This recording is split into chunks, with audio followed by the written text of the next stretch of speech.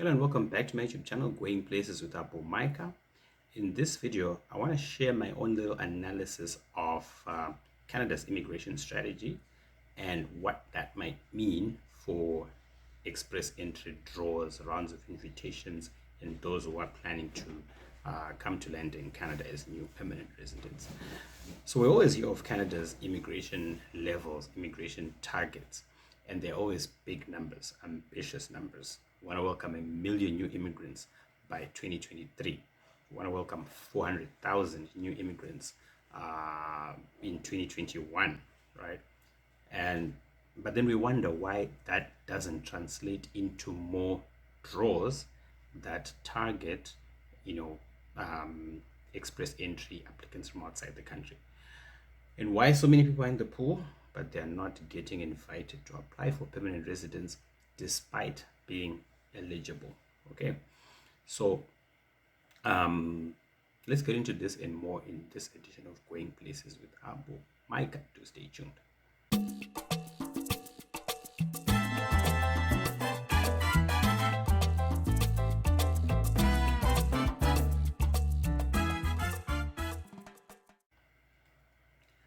Okay, so Canada announced ambitious immigration targets on March 12, 2020, and then locked down the country 6 days later on March 18.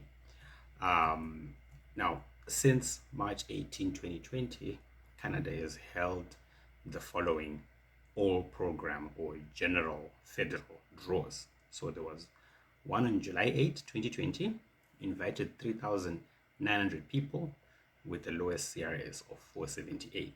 And the other one was just like a month later on August 5, 2020, again invited 3,900 people with the lowest CRS of 476. Then between September 2 and December 23, 2020, there were 41,600 invitations in 9 consecutive all program or general draws, right in the middle of this pandemic.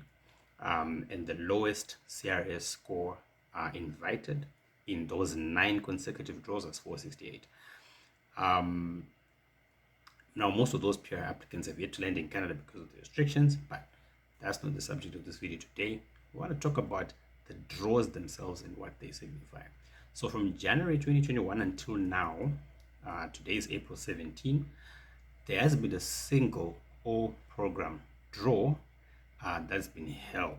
Okay, it's just been Canadian experience class and provincial nominees, with the biggest surprises being the February 13 draw for CEC applicants, which invited 27,000 candidates to apply for PR, and then yesterday's draw, that's April 16, where again it was a CEC draw, invited 6,000 people.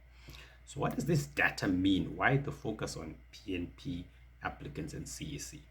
Now, we need to clarify one important definition in Canada's immigration terminology, which is the term immigrant itself. The term immigrant means permanent resident. Okay, so when Canada says we want to welcome 1 million new immigrants, what they really technically mean is we want to welcome 1 million new permanent residents.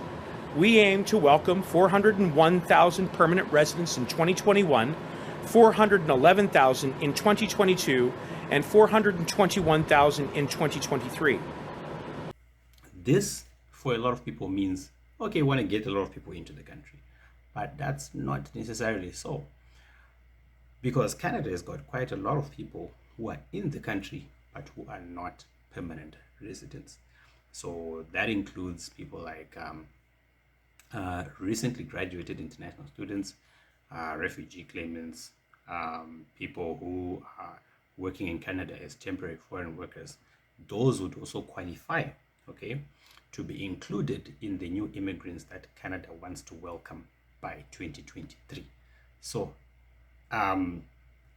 so it seems to me that the focus on CEC and PNP draws is to try as much as possible to meet the immigration levels of Canada without, from people who are already in Canada who are not permanent residents. Okay, because remember, we're in the middle of a pandemic and the government of Canada considers it in its best interests to limit the number of people who are coming into the country. Yeah, we don't like it, but that's how it is. So my advice is, if Canada significantly meets its immigration targets by inviting people within Canada who are not permanent residents, then that might mean less federal draws, okay, or less people invited per draw in the whole program draws, okay. And this already is increasing the CRS scores of candidates in the pool. If you just look at this table over here. So my advice is, if you want to come to Canada, focus on provincial nominee programs. In the last 45 draws since March 18, 2020, there were only 11 general draws, 11 all program draws. The rest, CEC, PNP, CEC, PNP. Okay, so it's never been more important than now to focus on provincial nomination programs. Okay, you may have a very high score, but somebody with a lower score might get invited ahead of you because they qualify for your provincial nomination. So look at Saskatchewan, look at Ontario, look at Alberta, look at Manitoba, and see if you qualify for any of those PNPs, and also other PNPs that may not necessarily require a job offer. And that would increase your chances of getting an ITA. So that's my own little analysis. I may be wrong, but I've tried to look at it as objectively as possible, looking at data that's open, that's available for all of you to see.